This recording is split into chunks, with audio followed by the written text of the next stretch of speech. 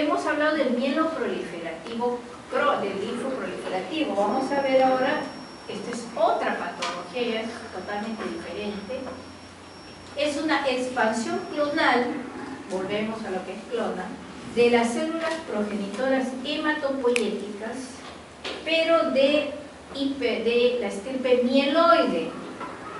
Y vamos a ver, ese es el problema que va a ocasionar por la gran proliferación de leucocitos, pero acá tenemos granulocitos, monocitos, tenemos el estirpe, el mielocito, el metamielocito, todos eran estirpe granulocito.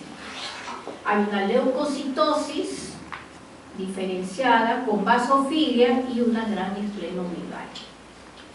Entonces, la leucemia mieloide crónica tiene una característica que no la tienen así nomás el resto de patologías. Es una enfermedad asociada a una anomalía única, a una alteración cromosomal que ustedes probablemente ya lo saben, que es la presencia del cromosoma Filadelfia, que es la anormalidad cromosomal única y característica de la leucemia mieloide crónica, aunque no es la única patología en la que se presenta. Esta alteración vamos a verla en realidad. ¿Qué cosa es el cromosoma? El cromosoma Filadelfia es la representación de la translocación de dos cromosomas y va a producir un gen alterado, patológico, que es el BCR-ABL, que tiene una expresión tirosina quinasa, que vamos a ver cuál es el problema de esto. Entonces, y recuerden, esta patología tiene una alteración cromosomal única y que va a causar pues toda la alteración de las células progenitoras del estirpe mieloide y una proliferación. Veamos acá entonces, y aquí vemos, esta es la incidencia de las enfermedades hematológicas, y estamos viendo pues que las leucemias definitivamente agudas son más frecuentes. La leucemia mieloide aguda de 2 a 3 por 100.000, la LLA de 1 a 2 por 100.000, sumamos estas y la leucemia aguda es más común a las diferentes edades.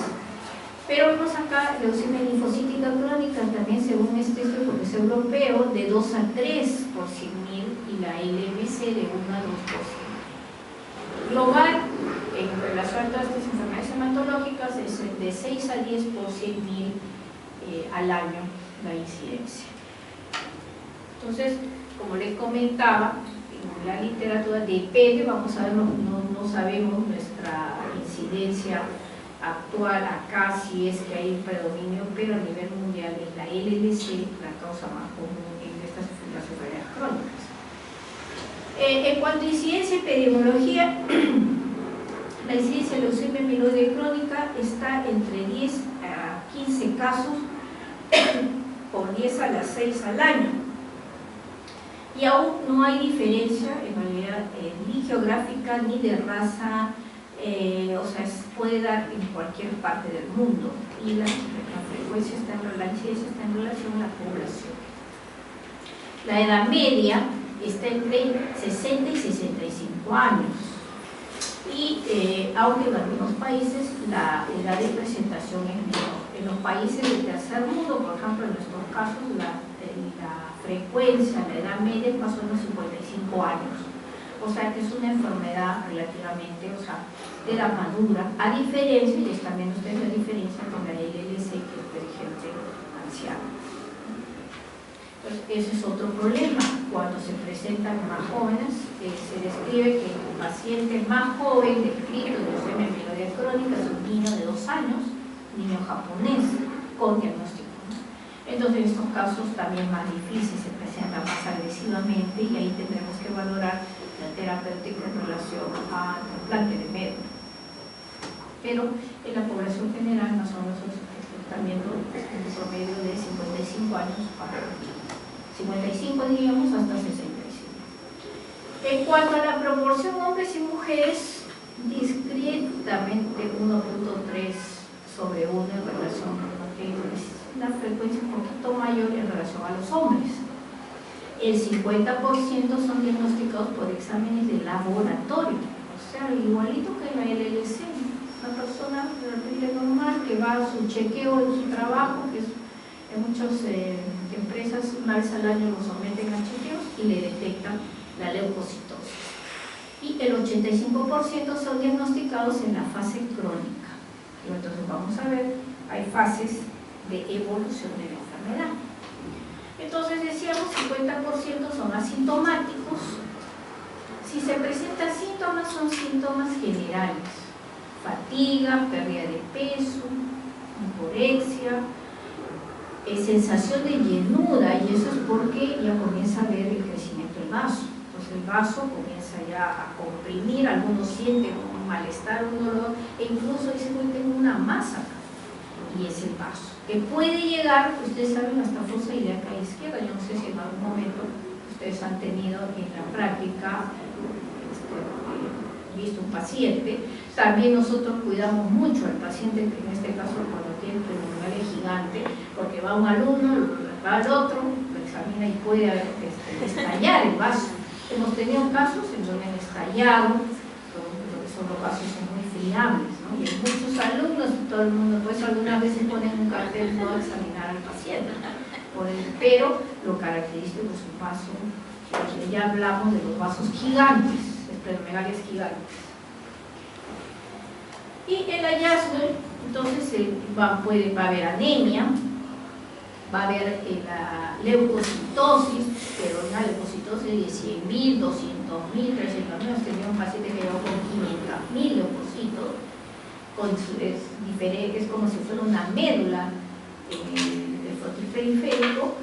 Asociado va a haber trombocitosis, y también este es un factor pronóstico, y las plaquetas van a llegar a 1 millón o más asociado. Y vamos a ver algunas características como la vasofilia. Los basófilos no suelen haber en el frotis periférico, y la vasofilia también nos indica un cierto pronóstico. Acá tenemos, por ejemplo, este es un frotis normal, vemos 1 o 2 células, y en cambio ustedes están observando gran cantidad. Todo esto es estirpe roja, digo blanca. Acá tenemos un segmentado, este es un basófilo, este es un bastón, este es un mielocito. Entonces estamos observando los diferentes estadios de maduración de la serie blanca. Pueden por ahí encontrar un linfocito aislado, un basófilo. Entonces ya tenemos que nos va a llamar la atención. Los basófilos se caracterizan también, estos tienen unos gránulos oscuros, casi no se ven. Y como les decía, como es una enfermedad crónica, tiene 3 fases: la fase crónica, la fase acelerada y la fase blástica. La fase crónica dura de 5 a 6 años más o menos, y ahí pasa una fase acelerada, quiere decir que ya aparentemente de esta enfermedad que era estable, que respondía al tratamiento, que estaba yendo bien el paciente, ya no responde al tratamiento habitual y comienza de repente a haber un crecimiento del vaso principalmente. Una leucocitosis que ya se tiende a ser como refractaria y comienza a aparecer blastos, lo que al inicio eran aislados, ahora no, ya comienza a haber un cambio de forma madura a inmadura. Pero todavía, o sea, eso me está indicando que ya está, como digo, acelerado hacia la crisis blástica, y el paciente a la larga muere en leucemia aguda. Entonces la fase acelerada dura de 6 a 9 meses y la fase blástica de 3 a 6 meses. Pero este esquema, que sería la enfermedad común, o sea, en esta que me llamo enfermedad común, ya ha sido modificado por los tratamientos. El tratamiento con el imatinib prácticamente nos ha mejorado la sobrevida. Y acá tenemos, es igual el mismo esquema: la fase crónica de 5 a 6 años, la fase acelerada de 6 a 9 meses y la crisis blástica de 3 a 6 meses. Y acá dice etapa pre-imatinib. El imatinib revolucionó el pronóstico de estos pacientes y felizmente también nos ha permitido tener al alcance el quimioterápico, y nosotros ya, como vamos a ver, la terapéutica, incluso solo la monoterapia. Entonces tenemos la fase crónica: inicio insidioso, como les decía, astenia, baja de peso, hiporesia y la sensación de opresión en el hipocondrio izquierdo. Algunos son asintomáticos, puede haber también hepatomegalia, la leucocitosis mayor de 20.000 con presencia de la serie granulocítica en diferentes estadios de maduración, va a haber basofilia, eosinofilia, trombocitosis, la médula ósea hipercelular, la fosfatasa alcalina leucocitaria, no es la hepática, esta es una prueba ya de tinción de leucocito, está disminuida o ausente, la fosfatasa alcalina tiñe los gránulos secundarios que son propios del neutrófilo. Si la fosfatasa alcalina leucocitaria está disminuida, quiere decir que las formas son inmaduras, porque el mielocito, el metamielocito, no tiene todavía gránulos secundarios, lo tienen, son primarios. Y estos me indican carga tumoral. El LDH, el ácido úrico y la vitamina B12, que van a estar aumentadas. Entonces, estas pruebas las puedo pedir incluso ambulatoriamente. En la fase acelerada, como les comentaba, ya comienza a haber ciertos síntomas: sudoración nocturna, baja de peso, dolor óseo, la resistencia al tratamiento, esplenomegalia progresiva, anemia y trombocitopenia, ya no hay trombocitosis, comienza a caer las plaquetas. Las leucocitos también no disminuyen al tratamiento, comienza a haber basofilia, en valor absoluto un 20% más. Puede haber trombocitopenia o trombocitosis excesiva y la presencia de los blastos. De 100 células de la médula ya comienza a haber 10 a 20% de blastos. Puede haber fibrosis y la adquisición de nuevas anomalías cromosómicas. Diagnostiqué, tiene un cromosoma Filadelfia y comienza a aparecerme doble cromosoma Filadelfia o alguna delección o trisomías, entonces ya me está indicando que está entrando en la fase acelerada. Y la crisis blástica es una leucemia ya aguda, deterioro progresivo del estado general, presencia de ganglios, dolor óseo, fiebre, crecimiento progresivo del vaso, refractariedad, tratamiento, y aquí ya hay blastos más del 30%. Aparición de pancitopenia, si es que hay asociado a fibrosis, en realidad ya esto es una LA. Pero que no se comporta, vamos a ver, como una leucemia aguda. Y que tenemos, esto ya es un resumen de lo que van a ver ustedes en la fase crónica, en la acelerada y en la crisis blástica, es lo que comentamos. La médula ósea es hipercelular en todas, solamente que la celularidad va a ser diferente, aquí ya va a haber blasto. La citogenética, el cromosoma Filadelfia, estamos hablando de enfermedad natural, nunca se va a borrar. Y la presencia, que es el intercambio de material genético, es el BCR-ABL, que actualmente ya nosotros lo hacemos por biología molecular, podemos hacer la detección e incluso nos ayuda para determinar el porcentaje de metafases que tiene esta BCR-ABL para la respuesta al tratamiento. Positivo en todos. El cromosoma Filadelfia, entonces, recordemos, y acá tenemos el cromosoma 9 y el cromosoma 22. Es el intercambio del material genético, o sea, esta fracción que se llama BL va a pasar al cromosoma 22. Y este 22, que es el BCR, va a pasar a este sector. Entonces vamos a ver el cromosoma 9, se llama 9Q positivo porque quiere esta fracción, va a ser más grande, y el cromosoma y el 22 pierde ese 9Q, es el 22Q negativo, y va a ser más pequeño. Y acá en el cromosoma 22 es donde va a expresarse la molécula anómala, que es el BCR-ABL. Entonces, la translocación del gen ABL del cromosoma 9 al 22, o sea, acá tenemos la translocación 9-22 en el Q3.4 y el Q.1.1, permite la formación de un nuevo gen de fusión, un gen híbrido, que se denomina el BCR-ABL, que codifica una oncoproteína que es la P210. O sea, este gen ocasiona la aparición de esta proteína patológica El P210 es la más frecuente, pero también puede haber otras oncoproteínas, el P190 o el P230. Esto ya nosotros, por biología molecular, también lo podemos detectar, lo hacen neoplásicas, y es parte del estudio que hacemos. Ya no solo pedimos el cromosoma Filadelfia como cariotipo, sino pedimos ya el estudio del BCR-ABL y sobre todo el punto de fusión. Y aquí lo tenemos también. Este es otro ya un poco más gráfico, y también vemos acá los puntos donde se van a producir los puntos de fusión. Acá tenemos el cromosoma 9-22, el 9Q positivo más grande y el cromosoma 22 más pequeño, y acá tenemos el BCR-ABL.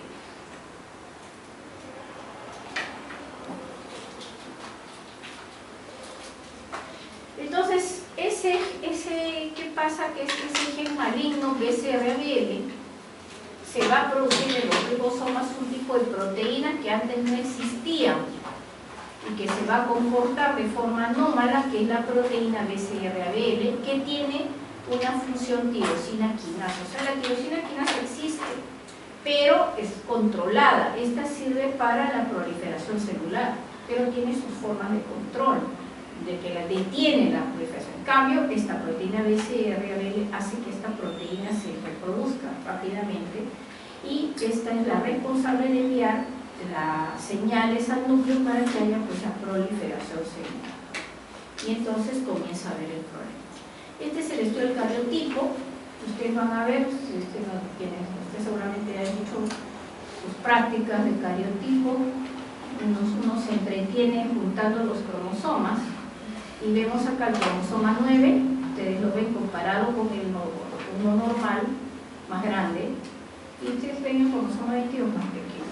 Entonces, el cariotipo nos da eso, pero algunas veces tenemos el cariotipo, porque como ven es el cambio de la estructura del cromosoma, y a veces no lo observamos, porque la ruptura del gen puede darse, la ruptura del intercambio del cromosoma se puede dar no necesariamente en esos puntos de unión. Entonces puede que haya el intercambio de material genético, pero el tamaño del cromosoma puede ser igual que el otro.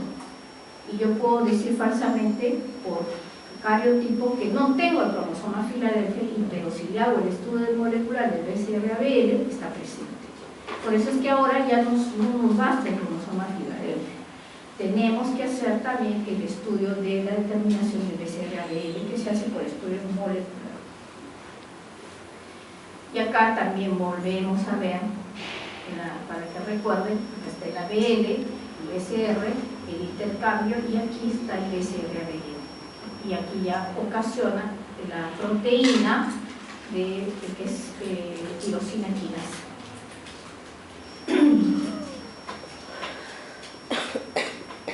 Entonces, todo el problema es esta proteína. Se llama tirosina quinasa BCR-ABL.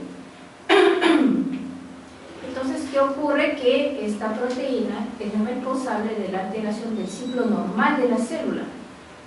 Hace que ésta se divida más rápidamente, por eso hay una gran proliferación de leucocitos. Por eso tenemos 200.000, 300.000 leucocitos, y todas son serie roja, serie blanca. En segundo lugar, se prolifera grandemente, pero también evita la apoptosis. ¿Qué es la apoptosis? La muerte celular programada. Entonces, ¿qué hace? Que la célula viva más. Entonces, aparte que la proliferación celular normal, o sea, por el estímulo, la célula no muere. Y eso hace que la carga tumoral también aumente. Impide que se fabriquen correctamente las proteínas de la médula ósea encargadas de controlar el paso de las células a la sangre, facilitando la salida de las células malignas. O sea, el compartimiento medular tiene que haber un control, hay como si fuera una red para evitar que pasen las células a la periferia, y acá no. Por eso hay la gran salida de células malignas hacia la periferia. Y esta proteína puede estar activa o inactiva, y es susceptible de sufrir mutaciones que pueden hacer que los pacientes sean resistentes al tratamiento. Entonces, el BCR-ABL, tirosina, va a producir pues la activación mitogénica con la proliferación, la inhibición de la apoptosis y una alteración de la adhesividad, y esto sobre todo se va a ver en la médula ósea. Y todo va a ocasionar pues la clonalidad y la gran carga tumoral que va a repercutir en el órgano. Pero decíamos pues que no es solamente el cromosoma Filadelfia, se supone es más frecuente, el 95% de pacientes con leucemia amiloide crónica lo tienen, un 5% es negativo, pero si hago el estudio del BCR-ABL, de repente ese 5% sale positivo. Como les comentaba, puedo ver el cromosoma normal, pero puede haber el intercambio. Pero también vamos a ver que en otras patologías, en las leucemias agudas, también se puede ver el cromosoma Filadelfia positivo. No solamente el estirpe mieloide, también se podría ver en el estirpe linfoide. Y esto también le da ciertas características de pronóstico a este tipo de leucemias. Entonces, el cromosoma Filadelfia es, diríamos, típico de la LMC, pero no es la única patología en la que se va a ver. Por último, las opciones terapéuticas. ¿Qué es lo que queremos nosotros lograr con la terapia? En primer lugar, si nosotros controlamos, o sea, en primer lugar, respuesta citogenética completa, o sea, si yo con el tratamiento logro negativizar el cromosoma Filadelfia o disminuyo el BCR-ABL, significa pues que estoy controlando la clona. Entonces, el objetivo de la terapia, en primer lugar, es eliminar ese cromosoma Filadelfia, porque me estaría indicando que la clona se está controlando. Entonces se denomina respuesta citogenética molecular. Pero no en todos, y vamos a ver en qué pacientes lamentablemente no podemos usar estas quimioterapias. Entonces, otros objetivos terapéuticos, si el paciente es muy anciano, por ejemplo, con cardiopatías o otras enfermedades, por lo menos usar un tratamiento en el que yo pueda disminuir esa carga tumoral. Entonces hago una respuesta hematológica, normalizar por lo menos los leucocitos. Me van a ayudar a disminuir esa carga, desaparecer o disminuir el vaso que está gigante y que va a causar problemas, y por lo menos tener un examen, examen físico normal. Entonces, lo ideal es tener este primero, pero de repente no vamos a poder hacerlo, entonces tenemos objetivos terapéuticos para mejorar la calidad de vida del paciente. Entonces, aquí solamente para el recuerdo, todo lo que se usaba para las opciones terapéuticas antes de que ingrese el imatinib realmente a los tratamientos. Se irradiaba el vaso. El busulfán, que se usa muchísimo, hasta hace pocos años se usa también actualmente hasta el mieloma, hay protocolos que siguen usando busulfán, 6-mercaptopurina, el mesfolam, que es otro tratamiento también que se usa muchísimo en mieloma, la hidroxiuria, que esta terapia la seguimos usando en algunos pacientes, que es la hidroxicarbamida, la leucaféresis, es decir, quitar la carga de leucocitos, esplenectomía se asume en algún momento, no está recomendado, salvo, por ejemplo, en esas complicaciones si hay infarto del vaso con un abdomen agudo o ruptura del vaso, pero el vaso va a ir regresionando conforme controle yo la masa tumoral. Entonces, aquellos tratamientos que son de tipo paliativo, que generalmente ya también están siendo dejados de lado desde que ya empezó el tratamiento con imatinib, pero hay muchos pacientes que no toleran el imatinib porque les causa náuseas, vómitos, son pacientes ancianos. Puede usar un citotóxico oral que es muy bien tolerado, que es la hidroxicarbamida o hidroxiuria, de 0,5 a 2 gramos por día, viene de 500 miligramos. El busulfán, no hay ya lamentablemente en el mercado peruano, pero también era muy frecuente usar por la vía oral. Pues nosotros tenemos hidroxiuria que seguimos utilizando en algunos pacientes que no toleran el imatinib, que son ancianos, que la idea es bajarles la carga tumoral, a los leucocitos tenerlos en 10.000, y observarlos. Y la respuesta hematológica es cerca del 90% de los pacientes responden, pero ¿qué pasa? Que no borran el cromosoma Filadelfia y mucho menos el BCR-ABL. O sea, esto solamente ayuda para disminuir la carga, pero el trasfondo del trastorno molecular cromosomal no se altera. Aunque rarísimo, hay por ahí algún reporte que entre el 1 y 5% sí ha habido una respuesta citogenética, pero en realidad no tiene impacto en la metástasis y no tiene efecto en la enfermedad progresiva. O sea, ustedes vieron la enfermedad natural, entonces, claro, va a disminuir la carga, la calidad de vida por el momento, pero va a llegar un momento entre los 5 años que ya comienza a ver la fase acelerada y el viraje leucemia. Ese es el problema de estos tratamientos. Entonces, surgieron las recomendaciones internacionales y ahora el tratamiento de primera línea en cualquiera de estos, pero los que están al alcance en primer lugar y que surgió, fue el primero, es el imatinib, viene de 100 miligramos, viene de 400 miligramos, puede ser, todos estos tres son antitirosina quinasa, son de la misma familia. El nilotinib de 300 miligramos, que se da 2 veces al día, o el dasatinib, que este de acá de 100 miligramos, que recién tiene un costo mayor, lo usamos cuando hay una resistencia o intolerancia a los anteriores. Entonces nosotros actualmente partimos dando el imatinib. La ventaja es el uso oral. La respuesta, vamos a ver que hay una respuesta citogenética importante, vamos a ver cómo lo vamos a medir, pero en algunos pacientes problemas de intolerancia gástrica, ¿no? Entonces, salvo eso.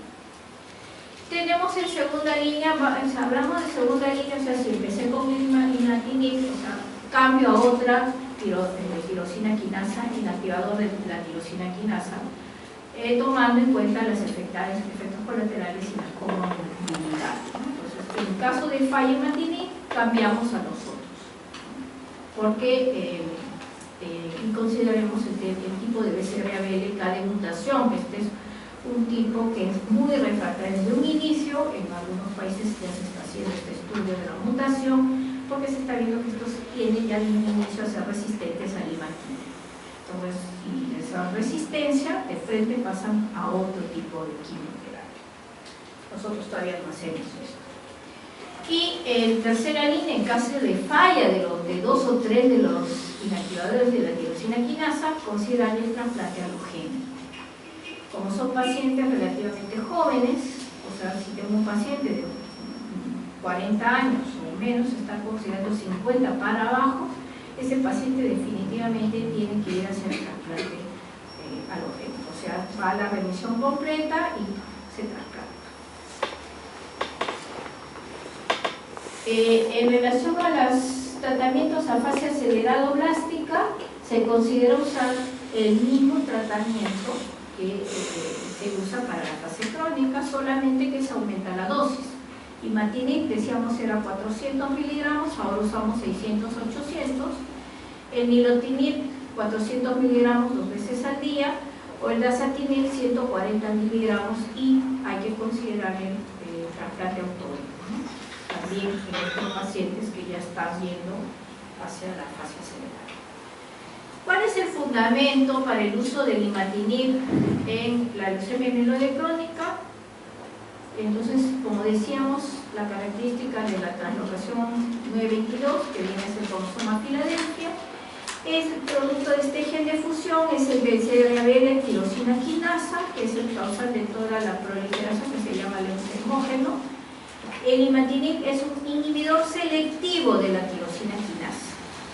La inhibición de la tirosina quinasa debería ser una terapia efectiva entonces para la leucemia mieloide crónica, y el imatinib también demostró tener una actividad antileucémica in vivo e in vitro, y por eso es que se comenzó a hacer su uso.